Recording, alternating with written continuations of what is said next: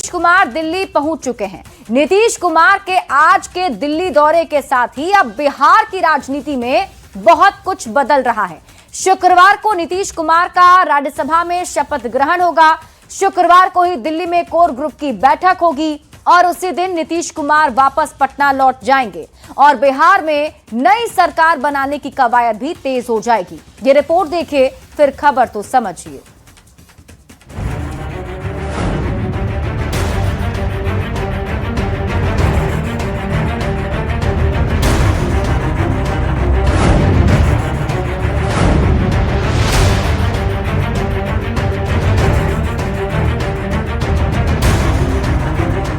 बिहार की राजनीति के लिए आज बेहद अहम दिन है। सीएम नीतीश कुमार दिल्ली पहुंच चुके हैं। नीतीश की ये दिल्ली यात्रा कोई सामान्य नहीं, बल्कि उनकी ये यात्रा बिहार की राजनीति के नए सफर की शुरुआत भी है। कल फाइल कर लेंगे ना, समझ गए ना, हम तो तय कर लिए हैं, आपको बता दिए हैं। जी। हम वहाँ का छोड़ करके हम तो यहाँ का करेंगे, यहीं रहेंगे और उसके 3-4 दिन के बाद वहाँ यहाँ जाने के बाद वो कर देंगे वो सबको। आपकी पसंद का मुख्यमंत्री होगा ये कहा जा रहा है सर। लोगों को कर देंगे। नीतीश कुमार शुक्रवार को दोपहर 12:15 बजे राज्यसभा की सदस्यता लेंगे। इसके साथ ही बिहार की राजनीति 20 साल बाद एक नई दिशा में घूम जाएगी। नीतीश कुमार के इसी दिल्ली दौरे में नई सरकार के गठन को लेकर भी मंथन होगा। बीजेपी के शीर्ष नेताओं के साथ नीतीश कुमार की बातचीत होगी। आपकी पसंद का मुख्यमंत्री कहा जा रहा है, कौन होगा मुख्यमंत्री? आपकी पसंद क्या है? अरे भाई, अब इतना हम वहाँ काम किए हैं, ये किए, फिर मेरे मन में हुआ कि यहीं पर हम रहे, वही कर रहे हैं। दिल्ली में दिए अपने बयान के जरिए नीतीश कुमार ने खुद ये साफ कर दिया कि बिहार में नई सरकार का गठन बहुत जल्द होने जा रहा है। ऐसे में सवाल है कि बिहार में किस दिन बनने जा रही नई सरकार और कौन होगा बिहार का अगला मुख्यमंत्री। तो बता दें, बिहार में नई सरकार के गठन की तारीख सामने आ गई। नीतीश कुमार के दिल्ली लौटने के बाद 13 अप्रैल को मौजूदा कैबिनेट की आखिरी बैठक होगी। 14 अप्रैल को मुख्यमंत्री नीतीश कुमार सीएम पद छोड़ेंगे। इसके अगले ही दिन यानी 15 अप्रैल को बिहार में नई सरकार बनेगी और इसी दिन बिहार के नए मुख्यमंत्री का शपथ ग्रहण होगा। न्यूज 18 के लिए पटना से आनंद अमृतराज, धर्मेंद्र और दिल्ली से अमितेश सिंह के साथ ये रिपोर्ट। तो देखिए, सीएम नीतीश कुमार दिल्ली पहुंच चुके हैं और उनके दिल्ली पहुंचते ही अब चर्चाएं भी शुरू हो गई है। हम आपको पूरी खबर समझाते हैं कैसे बिहार की राजनीतिक हलचल अभी आने वाले दिनों में चलने वाली है। देखिए, नीतीश कुमार दिल्ली पहुंच चुके हैं और उनके दिल्ली से वापस पटना लौटते ही बिहार में नई सरकार की कवायद भी तेज हो जाएगी। ऐसे में समझना जरूरी है कि कब कब क्या होने जा रहा है। तो आपको बता दें, माना यह जा रहा है कि मुख्यमंत्री नीतीश कुमार 13 अप्रैल को कैबिनेट की बैठक करेंगे, यानी कल जब वो राज्यसभा सदस्य के तौर पर शपथ ग्रहण करेंगे, उसके बाद पटना वापस लौटेंगे। फिर 13 अप्रैल को नीतीश कैबिनेट की बैठक होगी और उसके बाद 14 अप्रैल को नीतीश कुमार मुख्यमंत्री के पद से इस्तीफा दे देंगे और 15 अप्रैल को बिहार में नई सरकार बनेगी और नए सीएम शपथ लेंगे। मतलब ये कि अगले 5 से 6 दिन तक बिहार में राजनीतिक हलचल काफी तेज रहेगी। 5-6 दिन में नई सरकार का गठन हो जाएगा और संभवतः 15 अप्रैल को बिहार को नया सीएम भी मिल जाएगा। अब आप खबर तो समझिए, कैसा होगा बिना नीतीश सरकार का नया फॉर्मूला। तो आपको बता दें कि सूत्रों के हवाले से जो अब तक खबर मिल रही है, उसके मुताबिक अगली सरकार का जो नया फॉर्मूला है वो कुछ इस प्रकार रहने वाला है। हम आपको ग्राफिक्स के जरिए समझाते हैं। इस बार बीजेपी से सीएम होगा और उसके साथ 14 या 15 मंत्री बीजेपी कोटे से हो सकते हैं, जबकि जेडीयू से एक डिप्टी सीएम होगा और 15 से 16 मंत्री शामिल हो सकते हैं मंत्रिमंडल में। और चिराग पासवान की पार्टी एलजेपीआरवी से इस बार भी 2 ही नेता मंत्री बन सकते हैं, जबकि इस सरकार की तरह ही मांझी की पार्टी हिंदुस्तानी अवाम मोर्चा को 1 मंत्री पद और उपेंद्र कुशवाहा की पार्टी राष्ट्रीय लोक मोर्चा को 1 मंत्री पद का पद जो है वो मिल सकता है, यानी कि कुल 36 मंत्री बन सकते हैं।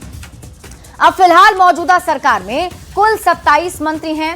जिसमें सीएम पद अभी जेडीयू के पास है, यानी नीतीश कुमार मुख्यमंत्री हैं और नीतीश कुमार के अलावा जेडीयू से 8 मंत्री हैं, जबकि बीजेपी कोटे से 2 डिप्टी सीएम हैं, सम्राट चौधरी, विजय सिन्हा।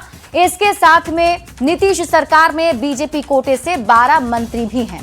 अभी चिराग पासवान की पार्टी से 2 मंत्री हैं, मांझी की पार्टी हम और उपेंद्र कुशवाहा की पार्टी आरएलएम को भी एक मंत्री पद मिला हुआ है।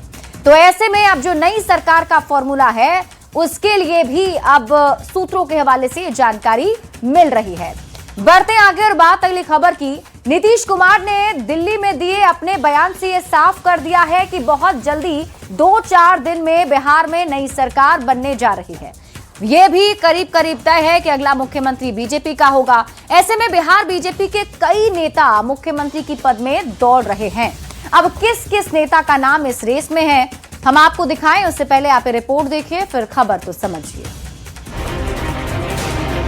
ये बात करीब करीब साफ हो चुकी है कि अगला मुख्यमंत्री बीजेपी का होगा। ऐसे में सवाल है कि आखिर कौन होगा बिहार का अगला मुख्यमंत्री। इस सवाल का जवाब तलाशने के लिए बिहार बीजेपी के बड़े नेता दिल्ली पहुंचने लगे हैं। दोनों डिप्टी सीएम सम्राट चौधरी और विजय सिन्हा दिल्ली पहुंच चुके हैं। 10 अप्रैल यानी शुक्रवार को दिल्ली में ही बिहार बीजेपी कोर ग्रुप की बैठक होगी। ये आज जो पूरी प्रक्रिया है, पूरी चीजें चल रही हैं, सब माननीय नीतीश कुमार जी के नेतृत्व में जो चीजें तय हो रही हैं उसके हिसाब से तय हो रहा है। अब सवाल उठ रहा है कि अगर बीजेपी का मुख्यमंत्री होगा तो ऐसे में सीएम की रेस में कौन कौन है। तो हम आपको बता रहे हैं, बीजेपी से बिहार के सीएम की रेस में फिलहाल दोनों डिप्टी सीएम सम्राट चौधरी और विजय सिन्हा शामिल हैं। इनके अलावे 5 और भी नेता हैं जो इस रेस में हैं, जिनमें केंद्रीय गृह राज्य मंत्री नित्यानंद राय, उद्योग मंत्री दिलीप जायसवाल, मंत्री रेणु देवी, संजीव चौरसिया और जनक राम का नाम भी चल रहा है। इसके अलावा पूर्व सांसद अजय निषाद की पत्नी और बिहार सरकार की मंत्री रमा निषाद, राज्यसभा सांसद धर्मशिला गुप्ता और स्वास्थ्य मंत्री मंगल पांडे का नाम भी रेस में शामिल है। अब नीतीश कुमार के बाद किसके सर पर सजता है ताज और कौन बनता है बिहार का सरताज, इसका जवाब 15 अप्रैल तक मिल जाना चाहिए। फिलहाल बिहार की राजनीति पटना से दिल्ली शिफ्ट हो चुकी है और दिल्ली में हलचल तेज है। न्यूज 18 के लिए पटना से आनंद अमृतराज, धर्मेंद्र और दिल्ली से अमितेश सिंह के साथ ये रिपोर्ट। देखिए, बिहार में लगभग ये तारीख तय हो गई है कि 15 अप्रैल तक बिहार को नई सरकार मिलने जा रही है, लेकिन नई सरकार का मुखिया कौन होगा ये भी बड़ा सवाल बना हुआ है। और आइए अब इस खबर को समझते हैं और जो सबसे बड़ा सवाल है वो भी समझने की कोशिश करते हैं। सबसे बड़ा सवाल तो यही है कि कौन होगा बिहार का मुख्यमंत्री, लेकिन सवाल सिर्फ यही नहीं है, इसके साथ भी कुछ और सवाल हैं, कई और सवाल हैं जो बिहार के राजनीतिक हलके में तैर रहे हैं। सवाल ये कि क्या नीतीश की जाति से ही होगा अगला सीएम। सवाल ये भी, क्या लव कुश समीकरण से बनेगा सीएम। सवाल ये भी उठ रहे हैं, क्या ओबीसी या फिर ईबीसी का मुख्यमंत्री इस बार बिहार को मिलेगा। सवाल ये भी है कि क्या कोई महिला मुख्यमंत्री भी बिहार को मिल सकती है। सवाल ये भी है, क्या कोई दलित मुख्यमंत्री बिहार को मिलेगा। तो कई सारे सवाल हैं, लेकिन एक बात करीब करीब तय हो गई है कि बिहार की जो नई सरकार बनने जा रही है, जो मुख्यमंत्री होगा वो बीजेपी का होगा। कौन होगा ये दावे के साथ नहीं कह सकते, लेकिन एक बात करीब करीब तय है कि उप मुख्यमंत्री जेडीयू से होगा और वो होंगे नीतीश कुमार के बेटे निशांत कुमार। अब अगर मुख्यमंत्री बीजेपी का होगा तो जाहिर सी बात है कि कई नाम हैं जो मुख्यमंत्री पद की रेस में होंगे। तो कौन कौन से बीजेपी की ओर से बिहार के मुख्यमंत्री पद की रेस में हैं, आइए अब आपको समझाते हैं। ये सभी चेहरे जो अभी आप स्क्रीन पर देख रहे हैं, ये 10 चेहरे हैं। फिलहाल बीजेपी के 10 नेताओं का नाम चर्चा में है। कौन कौन है एक एक करके आपको बताते हैं। नित्यानंद राय का नाम भी चल रहा है, केंद्रीय गृह राज्य मंत्री हैं नित्यानंद राय, उनका नाम चल रहा है। दिलीप जायसवाल बिहार सरकार में मंत्री हैं और इनका भी नाम सीएम की रेस में है। विजय सिन्हा डिप्टी सीएम हैं, उनका भी नाम चल रहा है। इनफैक्ट सम्राट चौधरी डिप्टी सीएम के तौर पर अभी हैं, लेकिन इनका नाम चल रहा है कि ये मुख्यमंत्री पद की रेस में शामिल हैं। रेणु देवी, जो महिला मुख्यमंत्री के तौर पर बात की जा रही है, उसमें रेणु देवी का भी नाम है। संजीव चौरसिया का नाम भी इस रेस में चल रहा है। जनक राम भी मुख्यमंत्री पद की रेस में है। रमा निषाद का नाम भी है। धर्मशिला गुप्ता का भी नाम है और स्वास्थ्य मंत्री मंगल पांडे का नाम भी इसमें चल रहा है। चूंकि बिहार की राजनीति में जाति हमेशा से एक बहुत बड़ा फैक्टर रहा है, तो ऐसे में अब एक नजर डाल लेते हैं जातीय समीकरण पर भी। किसकी आबादी कितनी है, तो आपको बता दें अति पिछड़ा और अन्य पिछड़ा वर्ग को अगर देखा जाए, अति पिछड़ा यानी ईबीसी की आबादी 36.01% है, अन्य पिछड़ा वर्ग यानी ओबीसी की आबादी 27.12% है, और कुल अगर मिला लिया जाए तो 63.13% होता है, यानी दोनों को मिला दिया जाए तो इनकी संख्या इतनी ज्यादा है। अब बात करते हैं अनुसूचित जाति और अनुसूचित जनजाति की। अनुसूचित जाति यानी एससी की संख्या 19.65% है, अनुसूचित जनजाति की संख्या यानी एसटी की संख्या 1.68% है, सामान्य वर्ग की जो आबादी है वो 15.52% है। अब आप खबर तो समझिए, बिहार की राजनीति में जाति एक बहुत बड़ा फैक्टर हमेशा से रहा है और जाति के आधार पर ही राजनीति और नेता तय किए जाते हैं। बिहार में ओबीसी प्लस ईबीसी की आबादी 63.13% है। ऐसे में हो सकता है कि अगला सीएम ओबीसी और ईबीसी से हो।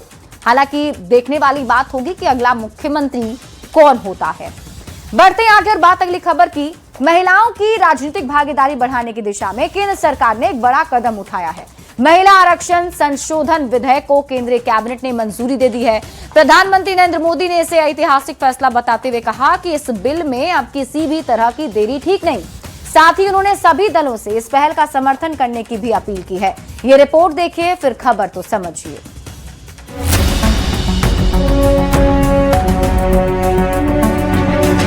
ये तस्वीर 2023 की है, जब नारी शक्ति वंदन अधिनियम संसद में पारित हुआ था और महिला सांसदों ने पीएम मोदी का स्वागत किया था। करीब 3 साल बाद सरकार इस कानून में संशोधन करने जा रही है। महिला आरक्षण संशोधन विधेयक को लेकर केंद्र सरकार ने बड़ा फैसला लिया है। केंद्रीय कैबिनेट से मंजूरी मिलने के बाद अब इस बिल को संसद में पेश किए जाने की तैयारी है।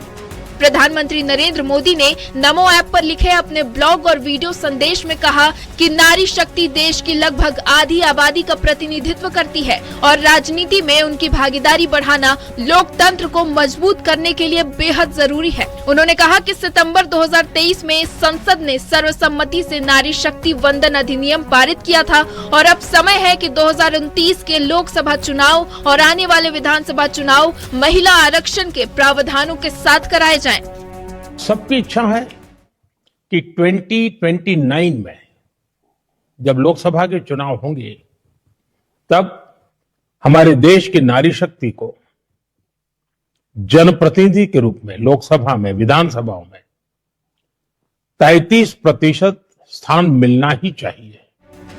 महिलाएं देश की आधी आबादी हैं और इस विधेयक के जरिए उन्हें राजनीति में ज्यादा प्रतिनिधित्व देने की कोशिश की जा रही है। अब सबकी नजर इस बात पर है कि संसद में ये विधेयक कब पेश होगा और इसे कब तक कानून का रूप मिल सकता है।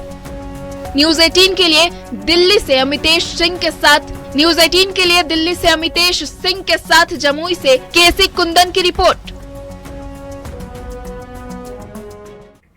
तो देखिए, अब महिला आरक्षण बिल को कैबिनेट की मंजूरी मिल गई है। ऐसे में पूरी खबर आप समझिए कि सरकार की इसे लेकर क्या प्लानिंग है और कितना फायदा महिलाओं को मिलेगा। अब आपको खबर समझाते हैं। देखिए, महिला आरक्षण बिल को कैबिनेट की मंजूरी मिल गई। कैबिनेट ने महिला आरक्षण बिल को हरी झंडी दे दी है। अब ऐसे में महिलाओं की राजनीति में हिस्सेदारी बढ़ेगी। जो महिलाएं हैं वो अब राजनीति में पहले से ज्यादा हिस्सेदारी निभाएंगी। संसद विधानसभा में महिलाओं को अब आरक्षण मिलेगा। महिला आरक्षण संशोधन ड्राफ्ट को केंद्र की मंजूरी मिल गई तो पीएम मोदी ने कहा कि ये भारत की करोड़ों महिलाओं की उम्मीदों की झलक है। अब आप खबर तो समझिए, संसद में महिला आरक्षण से महिला कितनी सशक्त होंगी, ये भी बड़ा सवाल है। और इस सवाल का जवाब समझने से पहले महिला आरक्षण की मांग को समझना जरूरी है। कब से कब तक क्या हुआ और एक बार फिर क्यों इस बात की चर्चा हो रही है। तो आपको बता दें कि महिला आरक्षण की मांग बहुत पुरानी है। कई बार कोशिश की गई लेकिन पेच फंस चुका है। महिला आरक्षण में अलग से ओबीसी आरक्षण की मांग थी। तब आरजेडी सांसद राजनीति प्रसाद ने बिल की कॉपी फाड़ दी थी। 2023 में मोदी सरकार ने नारी शक्ति वंदन अधिनियम पास करा दिया। परिसीमन के बाद 2029 के चुनाव में इसे लागू करने की सरकार की तैयारी है। अब आप इसे पूरे विस्तार से समझिए, पूरा टाइमलाइन क्या रहा। 2023 में मोदी सरकार ने नारी शक्ति वंदन अधिनियम पास कराया, जिसे महिला आरक्षण विधेयक भी कहा जाता है। करीब 3 साल बाद यानी कि 2026 में महिला आरक्षण विधेयक में संशोधन की तैयारी है। लोकसभा में महिला आरक्षण बिल आ सकता है और लोकसभा की कुल सीटों में 33% बढ़ोतरी का प्रस्ताव है, जिसके बाद महिलाओं के लिए 273 सीटें संसद में आरक्षित रहेंगी। इसे 2029 के चुनाव से पहले लागू करना है और इसके लिए 2 अलग अलग बिल सरकार लेकर आएगी। अब आप खबर तो समझिए, ऐसे बढ़ेगी लोकसभा सीटों की संख्या और बढ़ेगा महिला आरक्षण, तो पूरी प्रक्रिया को कानूनी रूप देने के लिए संविधान संशोधन विधेयक लाया जाएगा। 2011 की जनगणना के आंकड़े के आधार बनाकर सीटों का परिसीमन होगा। परिसीमन के बाद लोकसभा सीटों की जो संख्या है वो बढ़ जाएगी, 816 की जा सकती है। नारी शक्ति वंदन अधिनियम में संशोधन किया जाएगा। संसद में 33% महिला आरक्षण की व्यवस्था होगी और प्रस्तावित 816 सीटों के हिसाब से महिलाओं के लिए 273 सीटें आरक्षित होंगी। अभी लोकसभा की हम बात करें तो देखिए 543 सीटें हैं और लोकसभा की 273 सीटें बढ़ाई जाएंगी और ये सीटें बढ़कर हो जाएंगी 816। और आपको बता दें कि इस बात को ध्यान में रखकर ही संसद की नई बिल्डिंग बनाई गई है, ताकि सीटें बढ़े तो बाद में सांसदों को बैठने में दिक्कत ना हो। मतलब कि 2029 में जो 816 सीटों पर चुनाव होगा उसमें 33% महिला आरक्षण की व्यवस्था लागू होगी और 273 सीटें महिलाओं के लिए आरक्षित होंगी। लेकिन अब आप सवालों के जरिए पूरी खबर को समझिए। संसद में 33% महिला आरक्षण हक या चुनावी दांव? सवाल यह भी है, महिला आरक्षण से महिला कितनी सशक्त होंगी? सवाल यह भी है, 273 महिला सांसद असली सशक्तिकरण लाएंगी?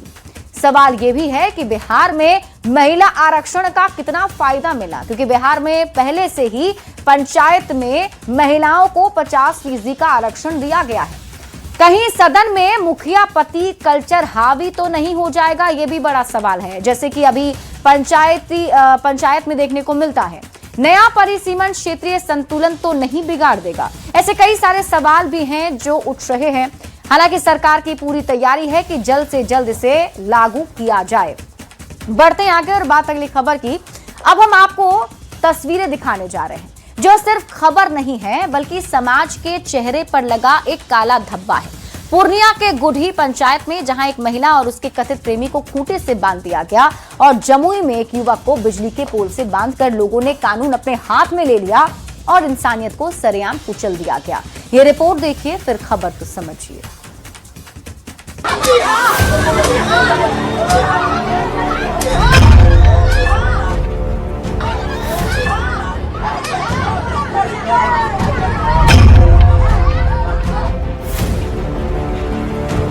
ये तस्वीरें सिर्फ तस्वीरें नहीं है, ये हमारे समाज की खौफनाक मानसिकता है।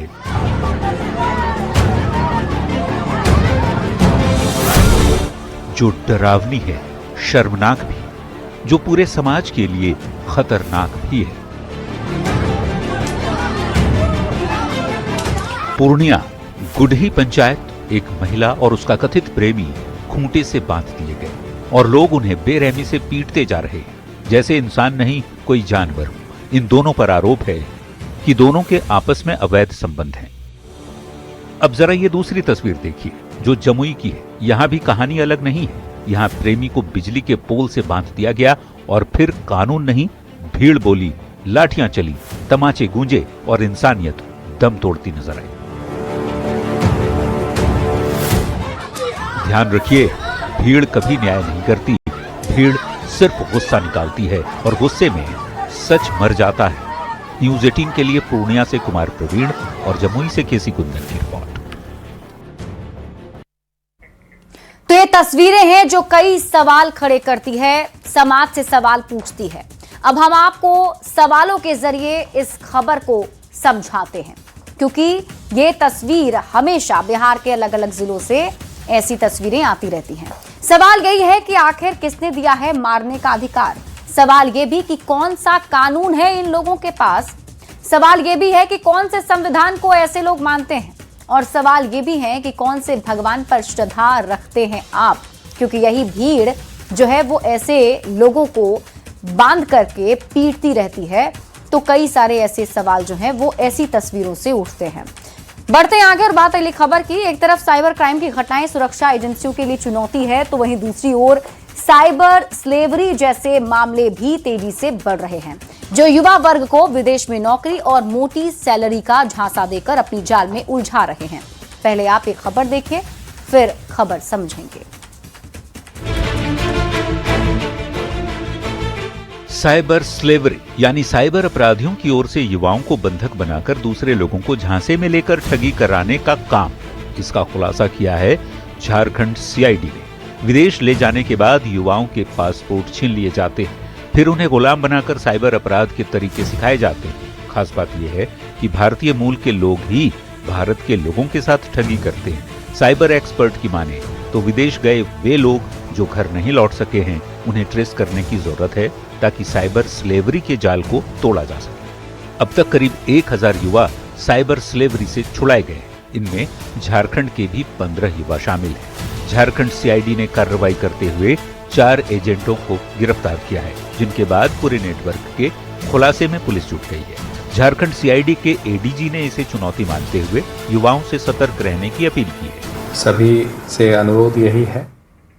और अब हम आपको पूरी खबर विस्तार से समझाते हैं। क्या है साइबर स्लेवरी, ये सब कुछ आपको बताते हैं और कैसे ये पूरा जो जाल है वो फंसा हुआ है, इसे समझने की कोशिश करते हैं। देखिए, साइबर स्लेवरी जो है ना, वो मानव तस्करी का एक नया रूप कहा जा रहा है। ये एक तरीके से ई गुलाम बनाने वाला आधुनिक शोषण अपराध बताया जा रहा है, जिसमें मानव तस्करी और बाल श्रम का एक तरीके से डिजिटल रूप है। यानी पहले जो एक मानव तस्करी की जाती थी, अब इसे ऑनलाइन तरीके से अंजाम दिया जाता है। ई गुलाम बनाने वाला आधुनिक शोषण अपराध है। मानव तस्करी और बाल श्रम का डिजिटल रूप आप इसे कह सकते हैं। कैसे कराई जाती है साइबर स्लेवरी? तो झूठी नौकरी का झांसा युवाओं को दिया जाता है, जिससे वो इसमें फंस जाते हैं और फिर उन्हें से जबरदस्ती गैर कानूनी साइबर अपराध कराए जाते हैं। कैसे फंसाते हैं ये अपराधी? तो झूठी नौकरियों का झांसा देते हैं, वो भी सोशल मीडिया पर, फेक रिक्रूटमेंट फॉर्म पर या फिर व्हाट्सएप या टेलीग्राम चैट पर। किसी व्यक्ति को कैसे साइबर स्लेव बनाया जाता है, इसे आप समझिए। टूरिस्ट या प्राइवेट वीजा पर विदेश ले जाते हैं, दूसरे देश में पहुंचते हैं, पासपोर्ट मोबाइल छीन लेते हैं, स्कैम कंपाउंड में बंद कर दिया जाता है। गलती करने या भागने की कोशिश करने पर क्या होता है? तो अगर किसी ने गलती की या भागने की कोशिश की तो उनके साथ मारपीट की जाती है, उन्हें भूखे प्यासे रखा जाता है, ज्यादा खतरनाक हिंसा उनके साथ की जाती है।